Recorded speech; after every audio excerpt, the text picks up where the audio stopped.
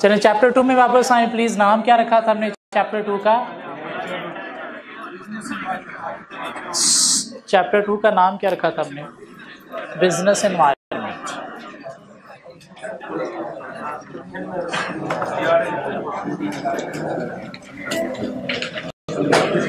और हम पढ़ रहे थे बिजनेस मैनेजमेंट के बिजनेस को कैसे मैनेज करना है। तो चैप्टर 2 हमें बता रहा है बिजनेस को मैनेज करने के लिए हमने बिजनेस एनवायरनमेंट को देखना है। क्या मतलब था बिजनेस एनवायरनमेंट का?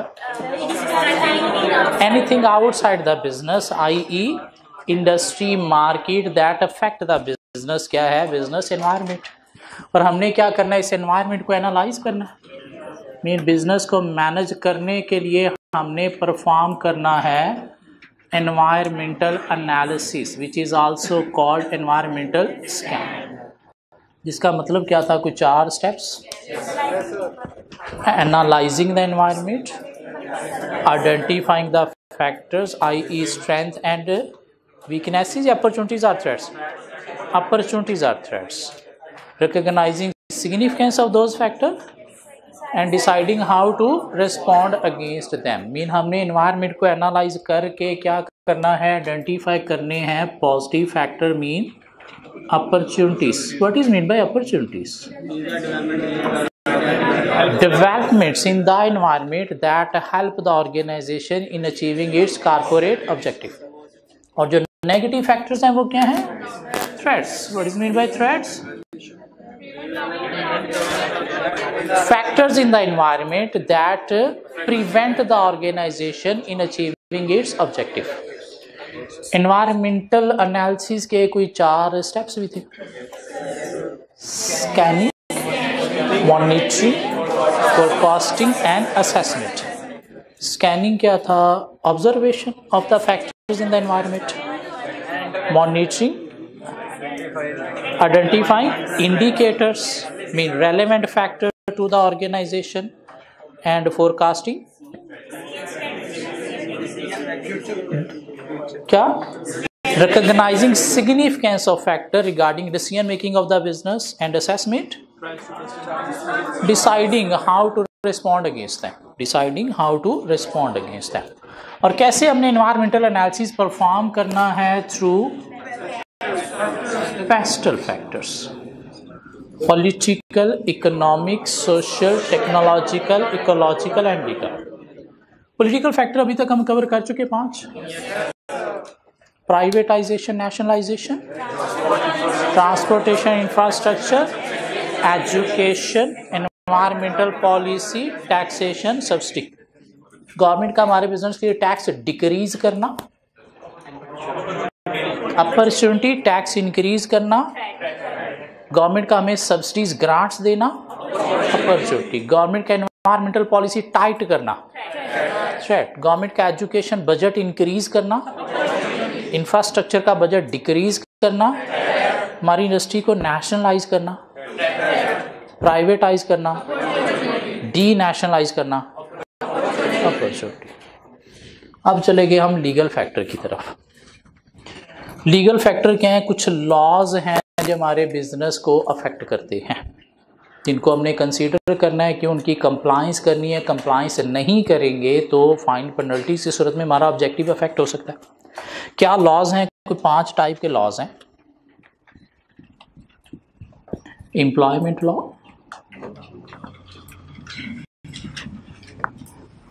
Health and safety law,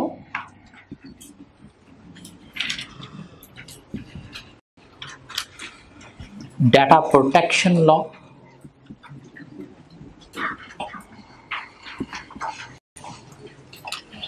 competition law,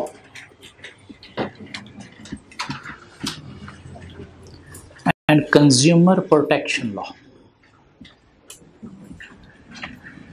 so legal factors क्या हैं? कुछ लॉज हैं जो हमारे बिजनेस को अफेक्ट करते हैं और अल्टीमेटली इनमें चेंजेस की सूरत में हमें कंप्लाइंस शायद नहीं रिक्वायर होगी, और कंप्लाइंस ना करने की सूरत में हमारा बिजनेस अफेक्ट हो सकता है। तो हमने ये लीगल फैक्टर भी कंसीडर करने हैं बिजनेस को मैनेज करने के लिए। एम्प्लॉयमेंट लॉ क्या हो सकते हैं? गवर्नमेंट ने मिनिमम वेज रेट चेंज कर दिया, पहले सपोज लेबर को हमने 100 रुपीज़ पर आवर देने थे, अब गवर्नमेंट ने कहा जी आप 130 रुपीज़ पर आवर दोगे। बिजनेस के लिए positive negative?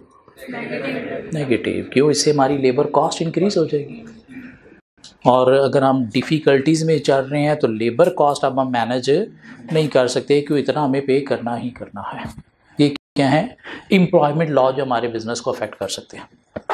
Health and safety law क्या हो सकते हैं? गवर्नमेंट ने कह दिया भाई ये जो रूम है इसके अंदर क्लासरूम नहीं हो सकते, इलीगल है बाहर के कंट्रीज़ में इस रूम के अंदर क्लास कंडक्ट करना। इतने बच्चे बिठा के इस रूम में क्लास नहीं हो सकती। क्यों? इस रूम के अंदर फायर एग्जिट डोर नहीं है। बाहर के कंट्रीज़ में इस रूम में क्लास कंडक्ट करने के लिए इसमें फायर एग्जिट डोर का होना ज़रूरी है, ताकि आग अगर लग जाए और मेन डोर स्टक हो तो उस फायर एग्जिट डोर से लोगों को निकाला जा सके। ना सिर्फ फायर एग्जिट डोर होना ज़रूरी है, फायर एक्सटिंग्विशर, आग बुझाने वाला वो एक सिलेंडर रेड कलर का, वो भी साथ होना ज़रूरी है, वरना इस रूम में बाहर के कंट्री में क्लास लीगली अलाउड नहीं है। ये क्या है? Health and safety law. Health and safety policies को आपको फॉलो करना है, नहीं फॉलो करेंगे तो लीगल रिस्ट्रिक्शन फेस करना पड़ेगी। डाटा प्रोटेक्शन लॉ क्या है कि कॉलेज आप लोगों का डाटा रिसीव करता है, होल्ड करता है, क्या ख्याल है? तो कॉलेज की रिस्पॉन्सिबिलिटी है उस डाटा की सिक्योरिटी भी। अगर कॉलेज की प्रिमिसेस से आपका डाटा मिसयूज होता है तो आप कॉलेज के अगेंस्ट डैमेजेस के लिए सू कर सकते हो। वो डाटा जिस पर्पस के लिए इन्होंने होल्ड किया उसी पर्पस के लिए ही यूज करना है, अदर देन पर्पस ये अगर यूज करते हैं तो कॉलेज को आप डैमेजेस के लिए सू कर सकते हो। क्यों? डाटा प्रोटेक्शन लॉ हैं जो कॉलेज को फॉलो करने हैं। क्या आपने एक तो बगैर किसी पर्पस के किसी का डाटा होल्ड नहीं करना, डाटा होल्ड करने के लिए आपने किसी गवर्नमेंट बॉडी से परमिशन भी लेनी है, विदाउट परमिशन होल्ड नहीं कर सकते, और फिर डाटा अगर आप होल्ड करें तो उसकी सिक्योरिटी भी आपकी रिस्पॉन्सिबिलिटी है। अदर देन पर्पस आप यूज़ नहीं कर सकते। कॉलेज ने आपका डाटा नंबर आपके दे दिए एक्टिव किसको? किसी ब्रांड को। लो भी आप गंदे गंदे मैसेज इनको करते रहना। जो हमारे साथ अक्सर होता है कि पता नहीं ये ब्रांड मैं तो कभी गया भी नहीं जिनके मैसेजेस आ रहे होते हैं। होता क्या है, वो डाटा हमारा कहीं किसी और के पास होता है, वो आगे सेल कर देते हैं। कौन करते हैं? हमारी टेलीकम्युनिकेशन कंपनीज करती हैं। कि इनसे जब हम सिम लेते हैं तो हम इन्हें परमिशन देते हैं कि आप हमारा डाटा मार्केटिंग पर्पस के लिए आगे सेल कर सकते हो। क्यों? जब सिम लेते हैं ना तो हम तो सिर्फ सिम लेते हैं, उस सिम का एक इतना लंबा फॉर्म भी फिल होता है। उस फॉर्म में पीछे कुछ 40-50 टर्म्स एंड कंडीशन होती हैं और उसके अंदर लिखा होता है कि हम आपका नंबर डाटा आगे किसी मार्केटिंग पर्पस के लिए यूज़ कर सकते हैं। और वो सिग्नेचर हमने तो कभी किए नहीं होती, हमने जिसे सिम ली होती है वो हमारा फॉर्म फिल करके हमारे सिग्नेचर करके देता है। और वो क्या करते हैं? डिफरेंट ब्रांड्स, भाई हमें 1 लाख लोगों के एक्टिव नंबर चाहिए, अच्छा जी हम 1 लाख रुपया चार्ज करेंगे, ये लो 1 लाख रुपया ये दे देते हैं, ये लो, ये 1 लाख एक्टिव नंबर्स हैं जब भी चल रहे हैं। कंपनीज क्या करती है? नंबर लेके उस पर अपनी मार्केटिंग मैसेज करते हैं। हाँ, अगर हमारी परमिशन के बिना ये हमारा नंबर आगे किसी को ट्रांसफ़र कर रहे हैं मार्केटिंग पर्पज़ के लिए तो फिर डाटा प्रोटेक्शन प्रिंसिपल्स के अगेंस्ट हो गया। सो वो कंपनी जो दूसरों का डाटा होल्ड करती हैं, प्रोसेस करती हैं, उनको क्या करना है? कुछ डाटा प्रोटेक्शन लॉज को भी फॉलो करना है। किसी पर्पज़ के लिए डाटा ऑब्टेन करना है, गवर्नमेंट से परमिशन लेनी है, अदर देन पर्पज़ यूज़ नहीं कर सकते, और डाटा की सिक्योरिटी भी रिस्पॉन्सिबिलिटी है आपकी कि आपकी प्रिवेसी से डाटा मिसयूज़ नहीं होना चाहिए। समटाइम कंपनीज कस्टमर की क्रेडिट डेबिट कार्ड की पेमेंट डिटेल्स का डाटा भी ऑब्टेन करती हैं, वो भी कोई कस्टमर चोरी करके मिसयूज़ कर सकता है। रिस्पॉन्सिबल कौन है? कंपनी, कि उसने डाटा प्रोटेक्शन प्रिंसिपल्स को फॉलो नहीं किया। इस तरह से कुछ कंपटीशन लॉ भी हैं। ये कंपटीशन क्या होता है? कंपटीशन क्या होता है?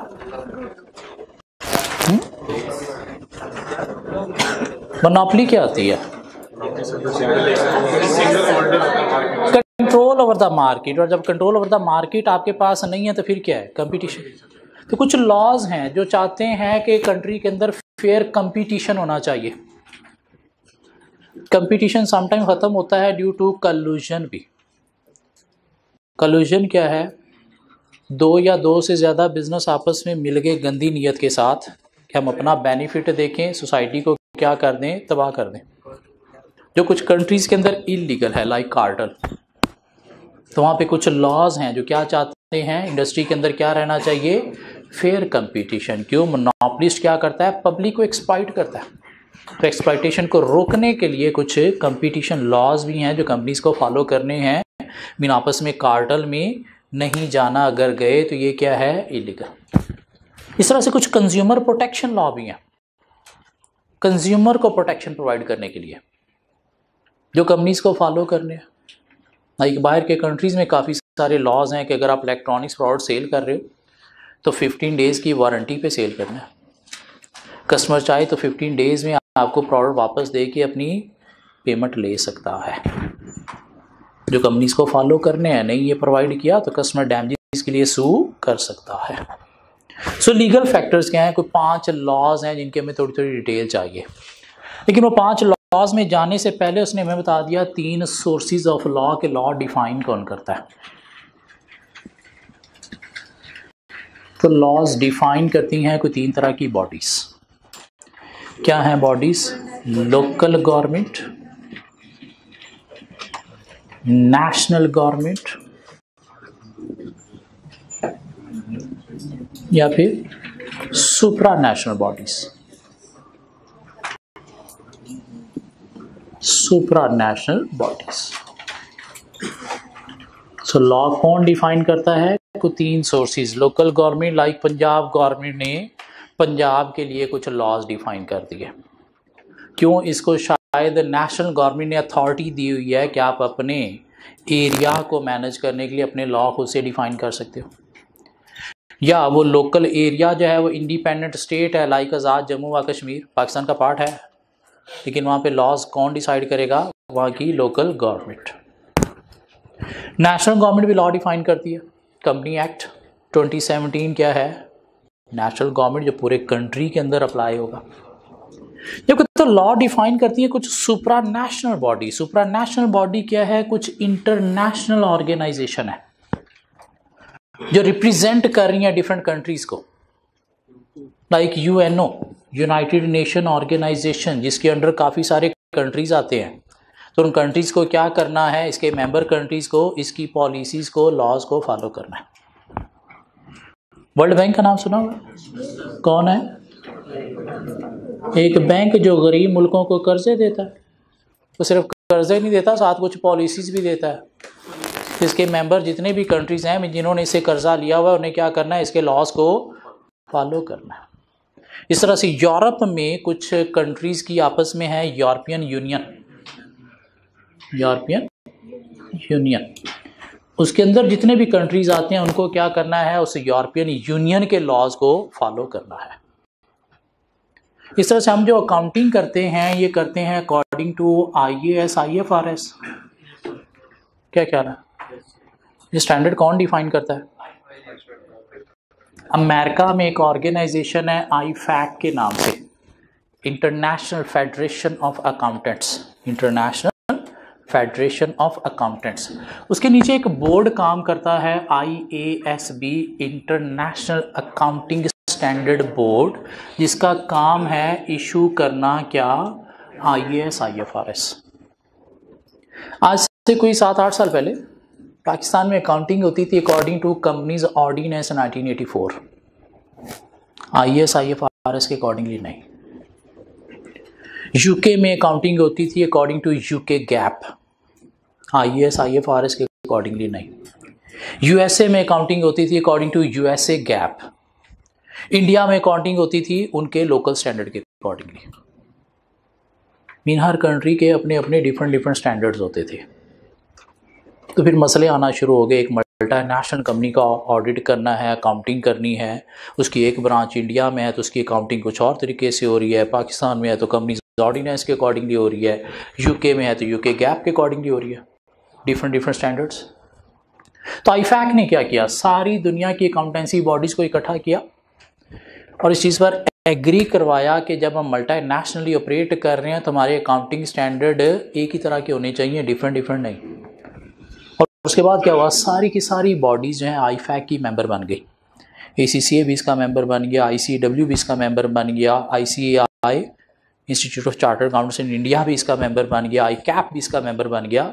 और इसकी जितनी भी मेंबर बॉडीज़ हैं, अब उसके अकाउंटेंट को अकाउंटिंग करनी है एज पर IAS, IFRS। तो ये IFAC या IASB international accounting standard board भी क्या है, एक सुप्रा नेशनल बॉडी है जिसके अंडर जितनी भी मेंबर बॉडीज़ आ रही हैं, बेशक वो दुनिया में कहीं पे भी ऑपरेट कर रही हैं, उनको क्या करना है, इसके लॉज को, मीन स्टैंडर्ड्स को फॉलो करना है। तो लॉज कौन डिफाइन करता है? Local government. क्यों? इसको शायद नेशनल गवर्नमेंट ने अथॉरिटी दी है लोकल लॉज डिफाइन करने के लिए, या बीइंग इंडिपेंडेंट स्टेट ये अपने लॉज खुद से डिफाइन कर सकते हैं, लाइक आज़ाद जम्मू व कश्मीर। या national government like companies act 2017 पूरे कंट्री में अप्लाई होगा। या लॉज कौन डिफाइन करता है? Supranational body mean worldwide organisation which represent different countries. तो मेंबर कंट्रीज को क्या करना है, इनके लॉज को फॉलो करना है। एग्जाम्पल क्या है? United nation, world bank, European union, या फिर IFAC, IASB इन अकाउंटिंग। क्या ख्याल है? लेकिन इनके लॉज फॉलो तभी होंगे जब नेशनल गवर्नमेंट चाहेगी। नेशनल गवर्नमेंट के बिना इनके लॉज फॉलो नहीं होंगे।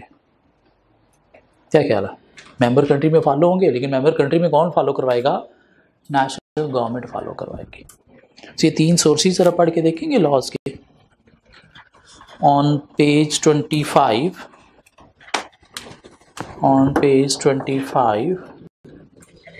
3 sources of loss।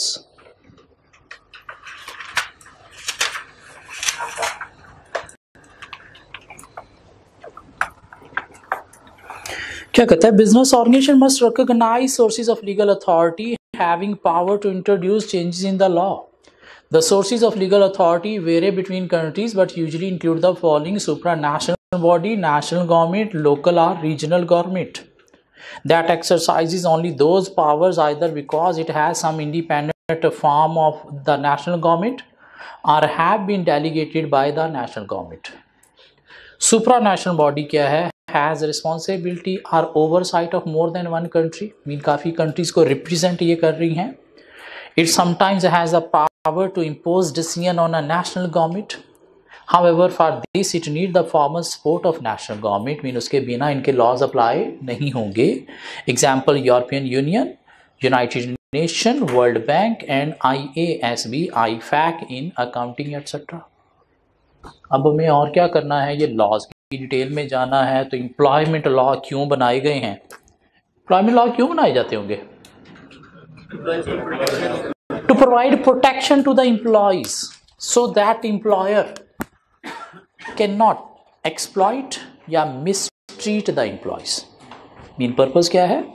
To provide protection to the employees so that employer cannot exploit or mistreat the employees। Mean को exploit ना कर सके, mistreat ना कर सके। और कवर कर रहे हैं employment law के 5 एस्पेक्ट्स को: minimum veg,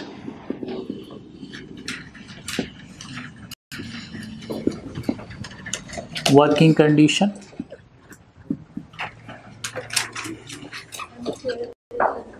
unfair dismissal, redundancy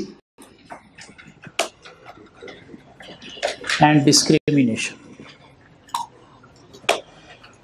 सो एम्प्लॉयमेंट लॉ बनाए गए हैं किस लिए? एम्प्लॉयज को प्रोटेक्ट करने के लिए, ताकि एम्प्लॉयर्स एम्प्लॉय को मिसट्रीट ना कर सके, एक्सप्लॉइट ना कर सके। और 5 एरियाज को कवर कर रहे हैं। मिनिमम वेज मीन एक मिनिमम रेट गवर्नमेंट ने डिफाइन कर दिया, बिलो दिस पे करना क्या होगा कंट्री के अंदर? इलीगल।